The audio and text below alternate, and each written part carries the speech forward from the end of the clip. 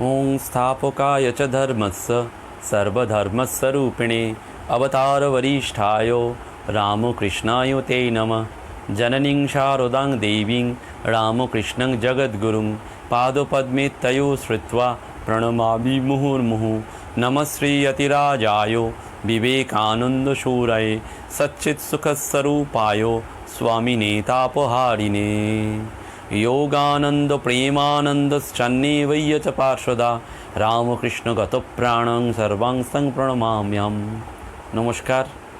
সৎকথায় প্রতিদিনের প্রার্থনার ধারাবাহিক অনুধ্যানের আজকের এই বিশেষ পুণ্য দিনে, যে দিনটি পরম পূজ্যপাত শ্রীমৎ স্বামী রামকৃষ্ণানন্দজি শশী মহারাজের পুণ্যযোগ আবির্ভাব তিথি বা জন্মতিথি, সেই জন্মতিথির পুণ্য লগ্নে পুণ্য প্রভাতে ঠাকুর মা স্বামীজি সপার্ষদ বৃন্দকে আভূমি লুণ্ঠিত প্রণতি জানিয়ে, আপনাদের সকলকে প্রণতি জানিয়ে আমরা শশী মহারাজের একটু কথা দিয়ে শুরু করি।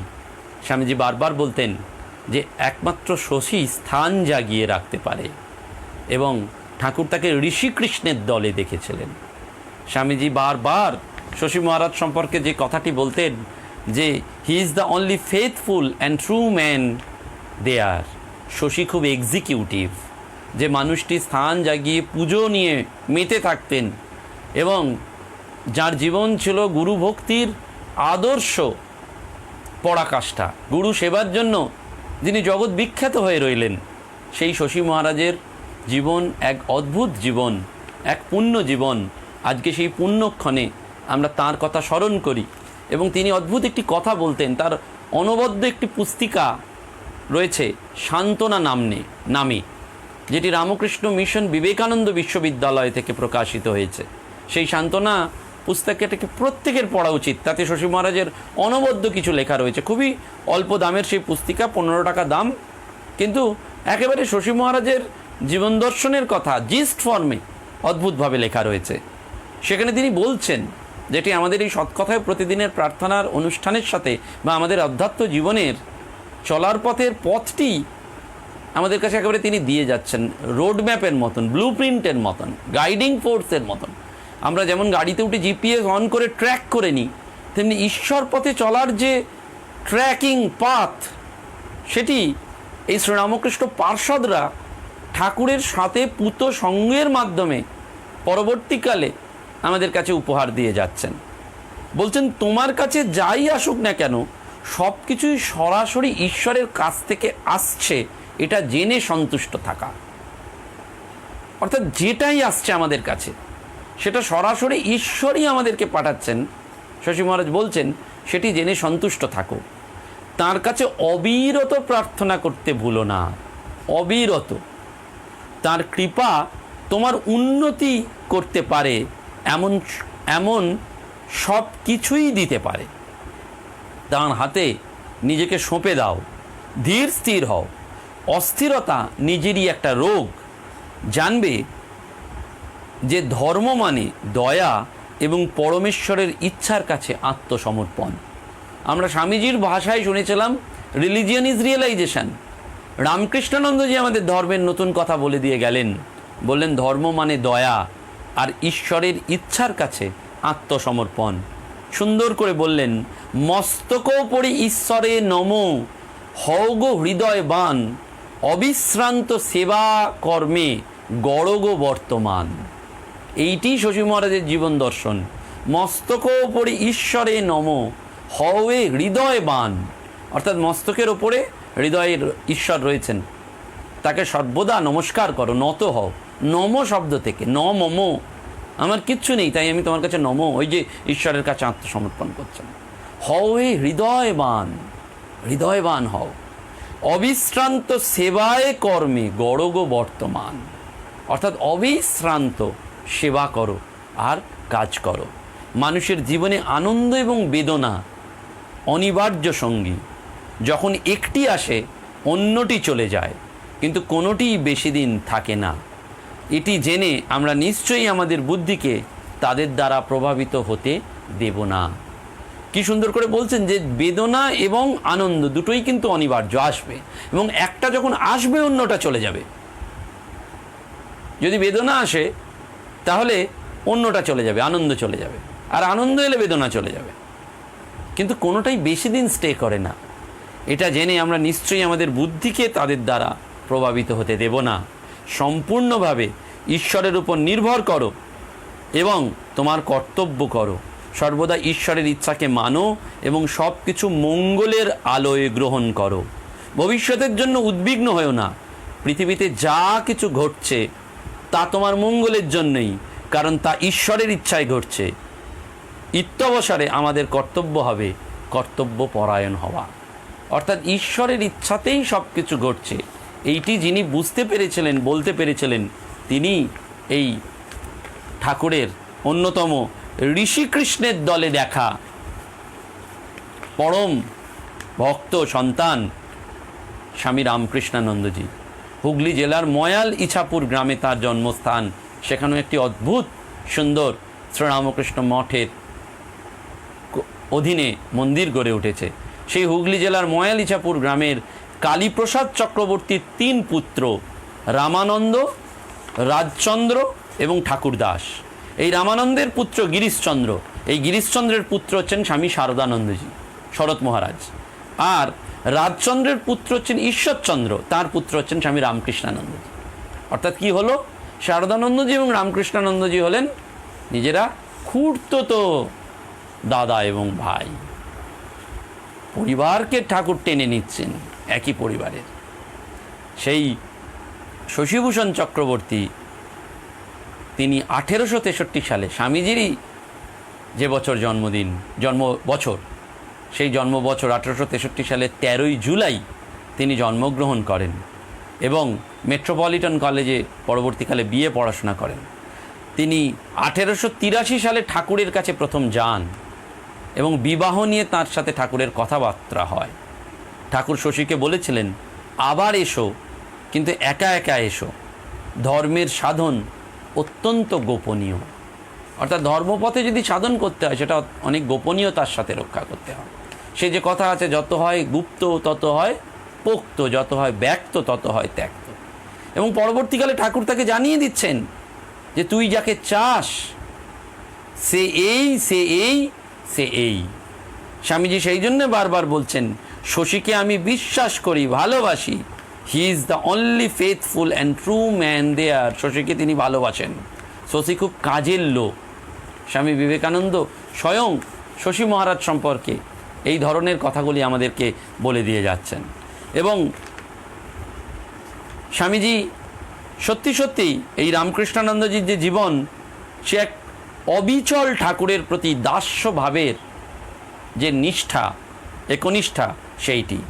ঠাকুরের জীবদ্দশায় তাকে তিনি যেমন সেবা করেছেন, তেমনি তার মহাপ্রয়াণের পরও আত্মারামের কৌটোকে সামনে রেখে তিনি ত্যাগ, তপস্যা, পুত বরানগর মঠ জীবনের কৃচ্ছতায় প্রভু এবং প্রাণপ্রিয় গুরুভাতাদের সামান্য আহারের ব্যবস্থাও করেছেন প্রাণপাত করে।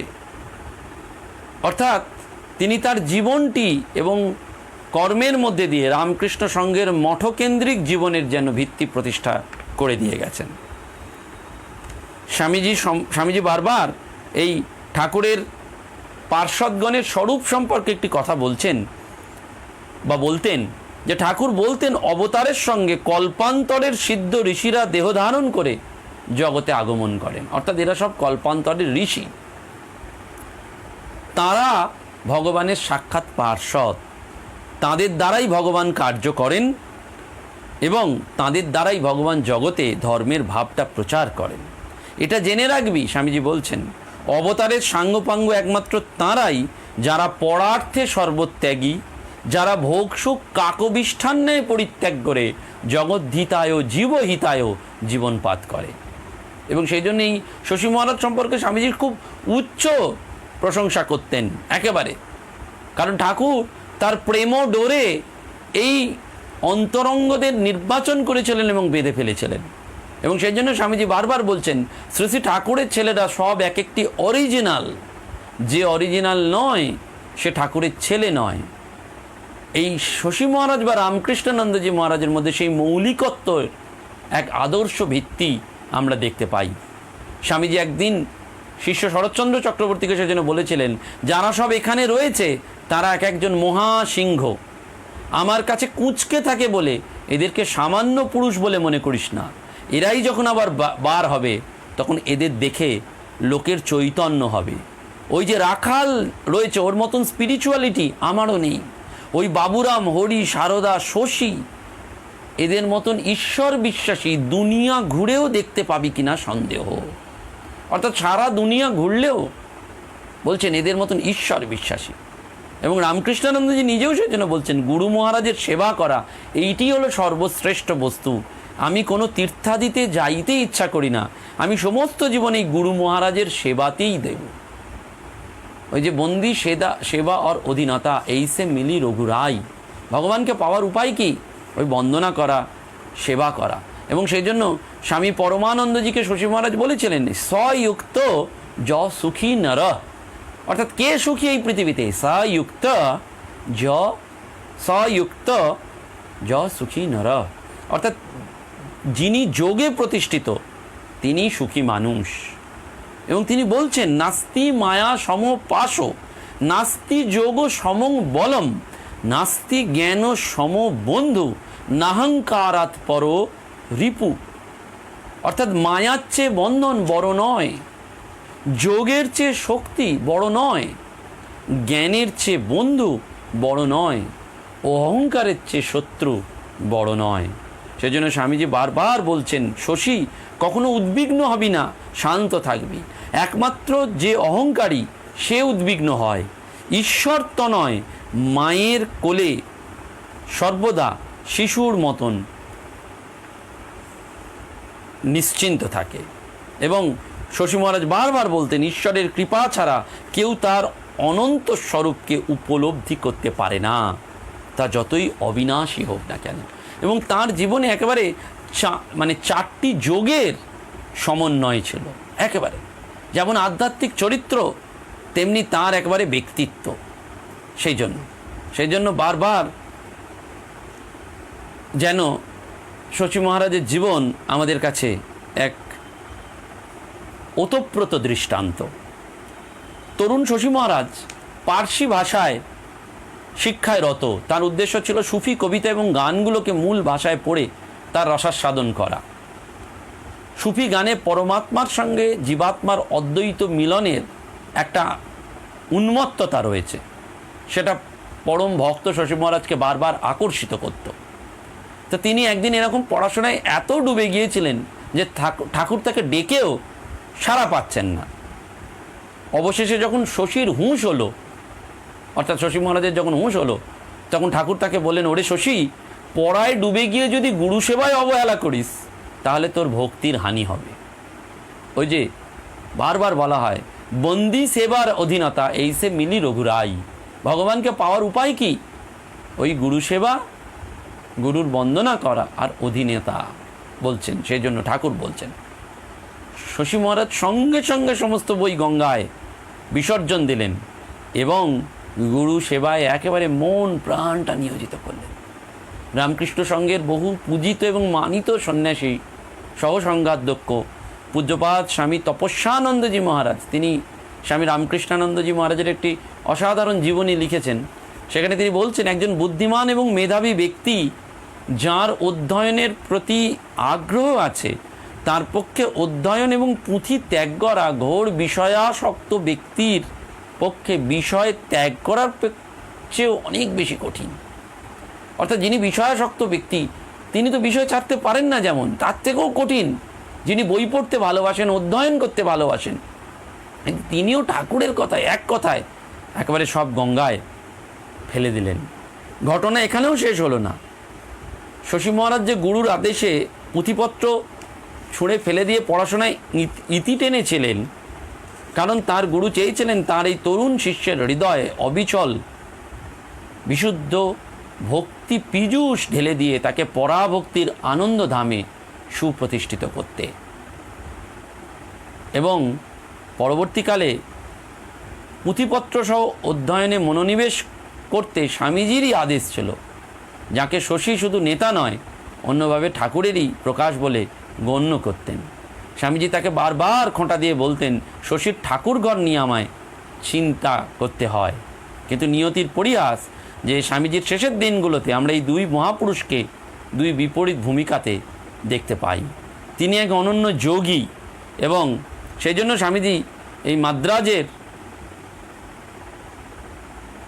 উদ্দেশ্যে বলেছিলেন, মাদ্রাজের ভক্তদের উদ্দেশ্যে বলেছিলেন, তোমাদের কাছে আমি এমন একজন গুরু ভাইকে পাঠাবো যিনি তোমাদের সর্বাপেক্ষা গোঁড়া ব্রাহ্মণের চেয়েও গোঁড়া, অথচ ধ্যান ধারণা এবং ঈশ্বর অনুরাগে সে অনন্য, অতুলনীয় এবং অনতিক্রম্য। শশী মহারাজকে একেবারে সেইটি বারবার বলা হয় এবং সেই জন্য এই যে বলা হয় না যে যে যেটা চিন্তা করেন সে সেটাই ভাব তার আসে। শশী মহারাজের এই যে সম্পূর্ণ আত্মনিবেদন ঠাকুরের প্রতি ছিল, সেটা যেন একেবারে ঠাকুরের যে প্রতি যে ঈশ্বরের প্রতি যে অনুরাগ, সেটা ছিল যেন সেই প্রপত্তি, ঈশ্বরের এক চরম অবস্থান, অর্থাৎ এক ঈশ্বরের কাছে কিছু চাওয়া, জাগতিক বস্তু ছেড়ে ঈশ্বরকে মন দেওয়া এবং কোনো রকম শর্ত ছাড়াই শুধুমাত্র ঈশ্বরকে চাওয়া। এটাকেই রামানুজ প্রপত্তি বলেছেন, অর্থাৎ এক ভক্তি।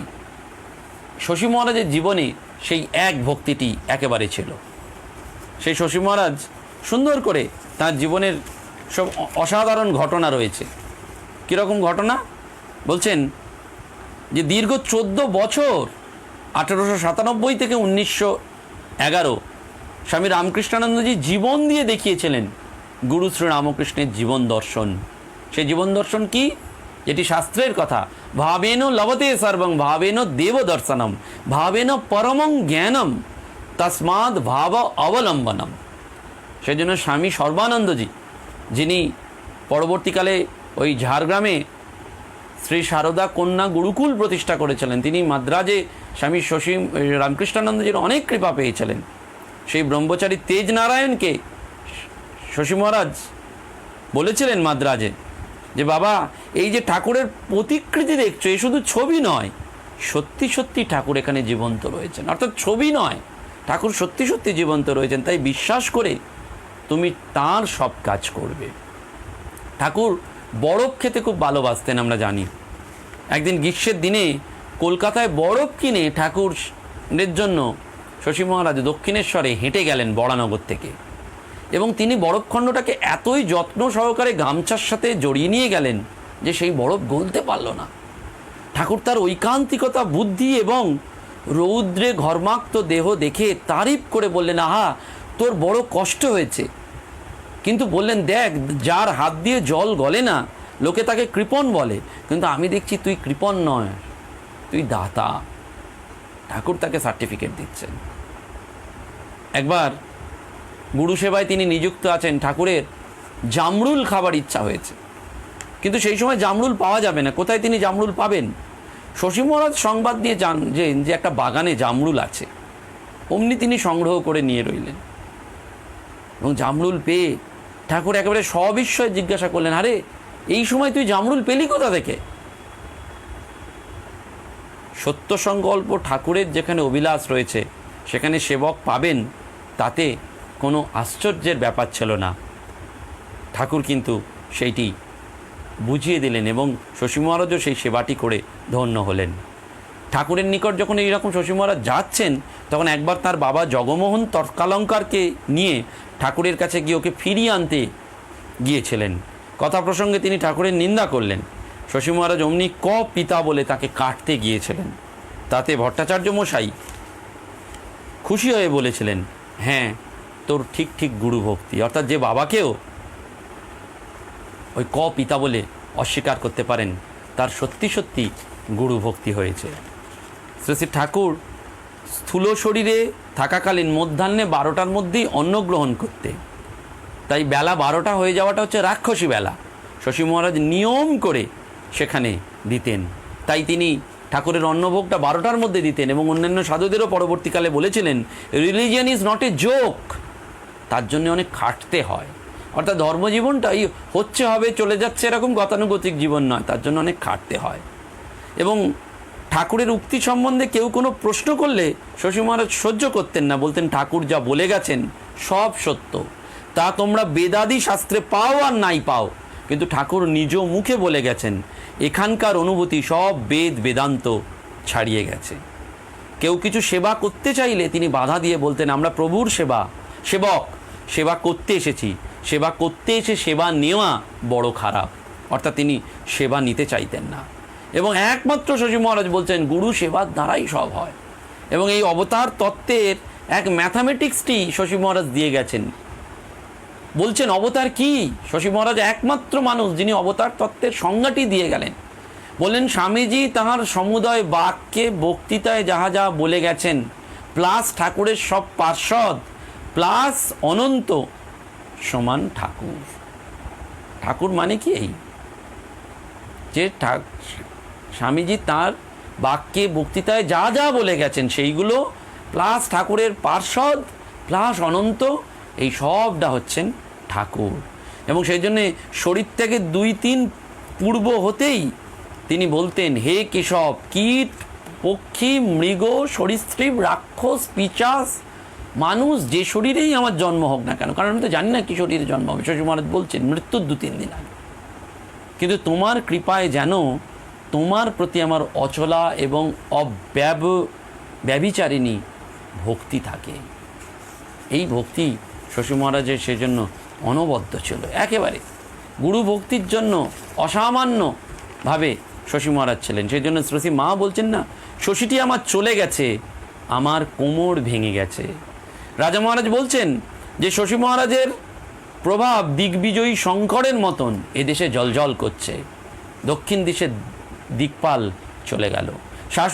ঠাকুর এই শশী মহারাজকে সেই জন্য বারবার অ্যালার্ট করছেন। কীরকম না,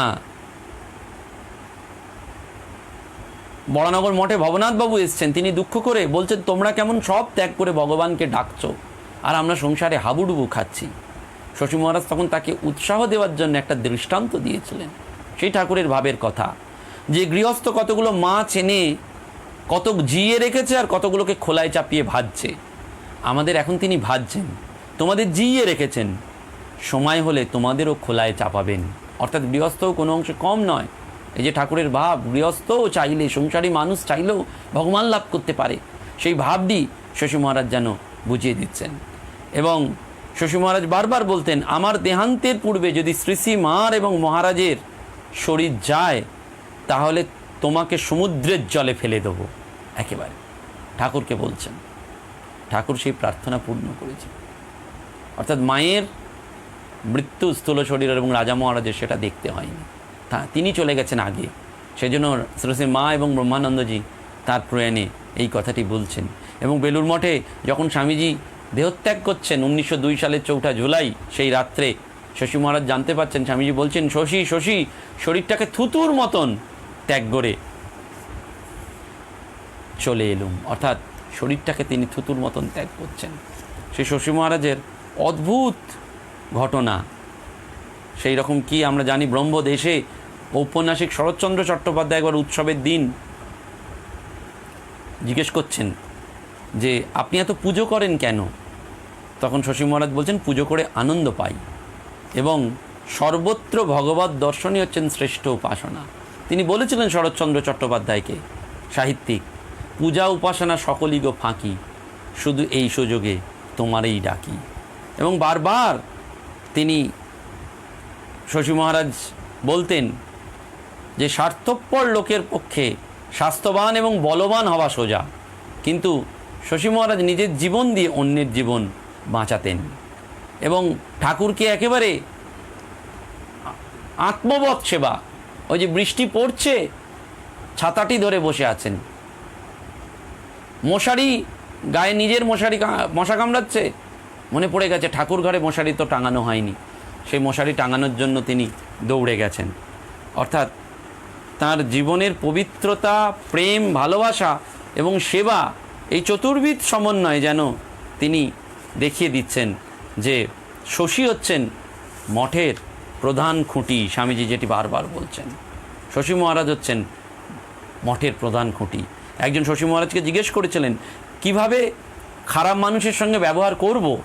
তার উত্তরে শশী মহারাজ বলেছিলেন, খারাপ মানুষকে ঘৃণা করবে না, তুমি ভাববে যে সে অজ্ঞানতাবশত বিষপান করছে। তোমারও কি করা উচিত না যত তাড়াতাড়ি সম্ভব গাড়ি ডেকে তাকে হাসপাতালে নিয়ে যাবে চিকিৎসার জন্য। অর্থাৎ পাপীর প্রতি যে উদাসীনতা সেটা নয়। উদাসীনতাটা কীরকম? পাপীর প্রতি, সে পাপ করেছে বলে একেবারে আমি তাকে বাদ দিয়ে দেবো তা নয়। ওই বলছেন যত তাড়াতাড়ি সম্ভব গাড়ি ডেকে তাকে হাসপাতালে নিয়ে যাবে চিকিৎসার জন্য। এবং বলছেন চরিত্রই হচ্ছে 75% আধ্যাত্মিকতা। এই ঠাকুরের সেবা নিয়েই জীবন কাটাবো, আমার আর অন্য কিচ্ছু দরকার নেই, এটি শশী মহারাজ বলতেন। এবং সেই অনবদ্য ঘটনা যেটি আমি বারবার বলি, সে ঘটনা ঠাকুরের কাশীপুরেও যখন শরীর চলে যাওয়ায়, যখন কাশীপুর মহাশ্মশানে চিতার আগুন জ্বালানো হচ্ছে, তখন সেই শশী মহারাজ একমাত্র যিনি পাশে হাত পাখা নিয়ে বলছেন, ওগো আমার ঠাকুরের যে বড্ড গরম লাগছে। এবং ওই আত্মারামের কলসে যখন মাটি চাপা দেওয়া হচ্ছে, তখনও শশী মহারাজ কাঁদতে কাঁদতে বলছে, তোমরা একটু মাটি ফেলো, কম ফেলো, আস্তে ফেলো, আমার ঠাকুরের গায়ে যে বড্ড লাগছে। ঠাকুর তখন স্থূল শরীরে নেই, কিন্তু শশী মহারাজ তিনি ঠাকুরের জন্য এইভাবে ভাবিত হয়ে যাচ্ছেন, ওগো আমার ঠাকুরের যে বড্ড গায়ে লাগছে। কোথায় ব্যাকুলতা, কোথায় শ্রীরামকৃষ্ণ পার্ষদদের এই ভালোবাসা, যেটা আমাদের মনকে তন্ময় করে দেয়, আমাদের ভাবতে অবাক লাগে। এবং এই ভালোবাসার উৎসমুখ শ্রীরামকৃষ্ণ কাশীপুরে ঠাকুরের সেবা করছেন। তিনি রাত্রিবেলায় ঠাকুরের ওই পিকদানিটি ফেলতে গেছেন পুকুরে, ধুয়ে নিয়ে এসে দেখছেন ঠাকুর যিনি ক্যান্সার রোগাক্রান্ত, মুভমেন্ট করতে পারেন না, যাকে উঠিয়ে বসিয়ে দিতে হয়, তিনি হামাগুড়ি দিয়ে আল্লাহ থেকে একটা শাল পাড়ছেন। শশী মহারাজ দেখে একটু রেগে গিয়ে ঠাকুরকে বলছেন, কি ব্যাপার, আপনার যদি ঠান্ডা লাগছিল তো আমাকে বললেই তো হতো, আমি শালটা পেরে দিতাম, আপনি কেন হামাগুড়ি দিচ্ছেন?